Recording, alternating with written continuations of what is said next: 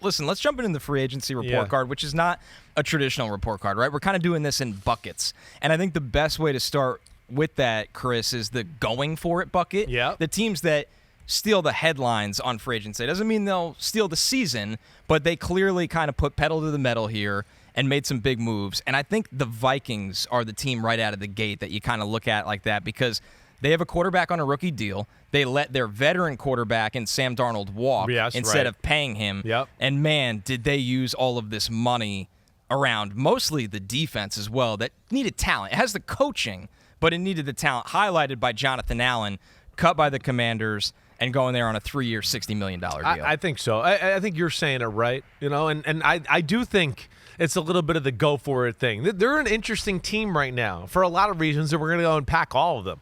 One, they're damn good. Yeah. I mean, damn good. Like, we've kind of just, like, somehow just, 14-3, they lost in the first round, and we kind of just, like, forget about them. Right. And forget that. Like, no, they were one of the best teams in football.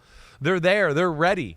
I think what you said about the defense is real. Listen, the defense has been good, but we know, like, Brian Flores has been covering some holes there with his creativity and what he can do and how exotic he can be on the defensive side of the ball. So now you get two guys on the interior part of the D-line, right, especially when you look at that there and go, okay, wow, that changes things. Javon Hargrave, Jonathan Allen. Now maybe I don't need to, if you're Brian Flores, need to be in like, hey, I gotta get in some crazy defense and scare a team away from the run, and then we're going to drop back into some crazy zone coverage, but I got to worry about my interior D-line because we haven't been great there, and now I got to get people down there to stop the run or do something like that. And of course, he's been successful, but it's just hard to be dominant that way week after week after week, especially against the good teams in football. I think that's the big thing. It's hard to play the Detroit Lions and be, hey, we're up here stopping the run, and then we got to drop back and stop Jameson Williams and Amon-Ra St. Brown off an awesome play action fake and all of that, right?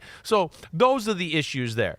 So I love that aspect of it, the fact that they keep or sign Isaiah Rodgers and keep Byron Murphy. Excuse me. I was getting confused with my names. And keep those two. Byron Murphy, I won't lie, that was a little expensive. I didn't think he was going to get $22 million a year. Corner market was right, but the corner wild. market is exploding, and he's a really good football player who can do a lot of different things on a defense. So I think that's where Brian Flores and Minnesota value him. Isaiah Rodgers, to me, is one of the better value signings in all of free agency because I think he's the type of guy, and I talked about this with Ahmed Fareed, or maybe you last week a little bit. You can put him on an island, and he can run with anybody in football. That's where he's special. So that's the defensive side of the ball. Then the offensive side of the ball, where they've been a good pass-protecting all-line, but not the team that you say on 1st and 10 can run up the middle for 4 and 5 yards on a consistent basis. They address that and get two offensive linemen who are from offensive line in Indianapolis that's been able to run for 5 or 6 yards up your ass anytime they want for the last few years. So to get Will Fries and Ryan Kelly to kind of change the interior part of the O-line, be a little more physical and edgy that way, yeah, I like what Minnesota's done. And I do think because of the quarterback situation, we're overlooking that they are one of the better teams in football. And in a window, if the quarterback situation was really good, then I think we would go, hey, they're in a Super Bowl window right now. They're that good. They're that kind of team with their coaching and the players, but it's a rookie quarterback, so I don't think we put them there right now. Well, you bring up that offensive line. You add Ryan Kelly at center. You add Will Fries to right guard. They had awesome tackles. You get Christian Darrisaw coming back off the injury. I mean, probably easily a top 5 tackle in football, and when he's at his best, even better than that. So everything is kind of tailor-made for J.J. McCarthy, assuming he's going to be the starter. Well, now let's start that conversation. Okay. What do you think they should do? I mean, I'm a little not sure because I kind of almost canceled it out of my brain to a degree because I thought, well, Daniel Jones will be there. That's the perfect scenario. That's what everyone thought. That'll be great. He's the backup. And then I think on top of that, I coupled with it just seems like Aaron Rodgers is going to go to Pittsburgh here especially the last few days. And that makes sense. And out of the options Rodgers has, right, Pittsburgh, New York Giants, Pittsburgh's better. We know that. But now with Daniel Jones out of the mix, team that we're talking about in the Super Bowl window, like, if I was in Minnesota, would I be having conversations and going, hey, guys, I think we need to get a meeting together? Like, do we want to get Aaron Rodgers here? Do we want – because we're really built for like a team right now. It's all there. In the NFC, we've made our line better up front on both sides of the ball. So now where we feel like we can legitimately compete, beat Detroit, the Philadelphia Eagles. We're in this window. Do we want to go for it and get Aaron Rodgers and say, let's try to do Brett Favre Part 2 and try to go win a Super Bowl? Right. Or do we think we can actually get there in the next 2 years with J.J. McCarthy, even though he didn't play last year? And, of course, he's going to go through some rookie bumps and trials and tribulations this year and some of that, and it's not going to always be smooth, right?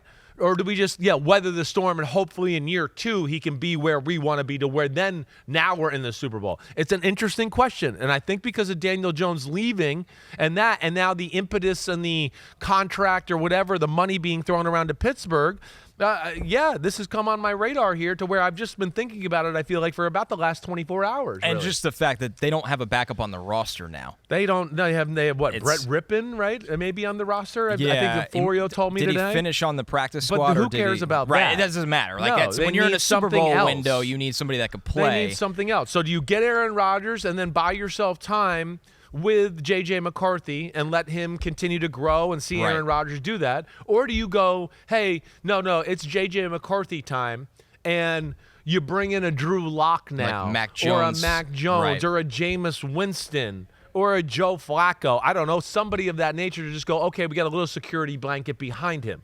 And that's the $1 million question. And there is a big part of me. Again, I'm usually the guy that's like, go for your guy, go with your man. You know that. I mean, I've kind of been saying that.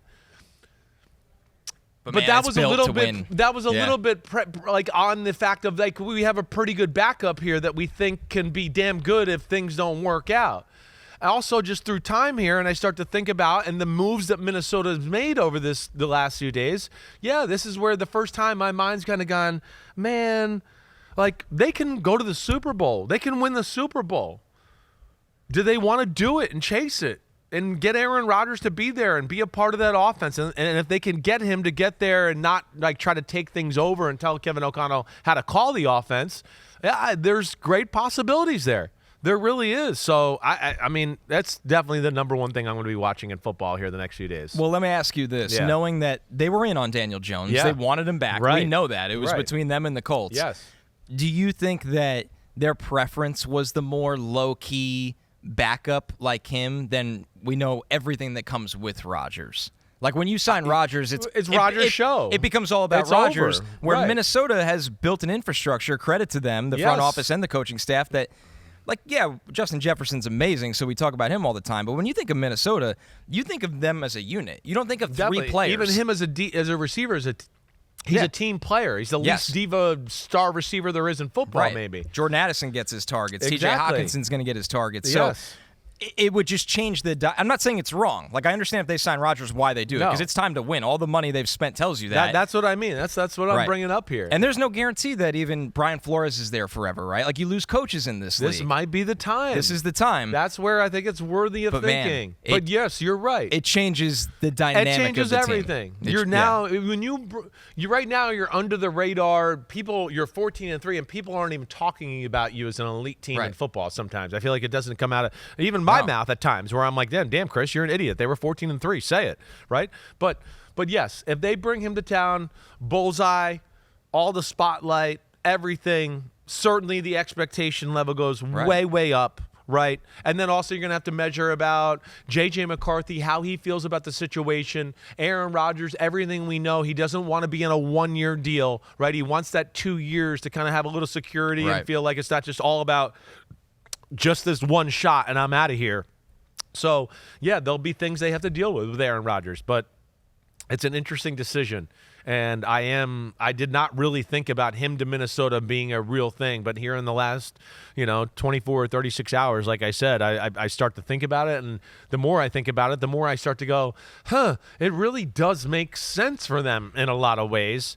We'll see what happens. We'll see. We'll see if Pittsburgh and Aaron Rodgers can get things figured out before it gets to that. Thanks for watching Chris Simms Unbuttoned. Hey, just because the season's over, it doesn't mean we're over. We ain't going anywhere. The NFL never dies. We're staying right here. Hit subscribe. We got every NFL move. We'll react to that. Plus, Chris has got 4,719 draft prospect profiles to do. Thanks again for watching. Subscribe. You know where to find us. Peace out, homies.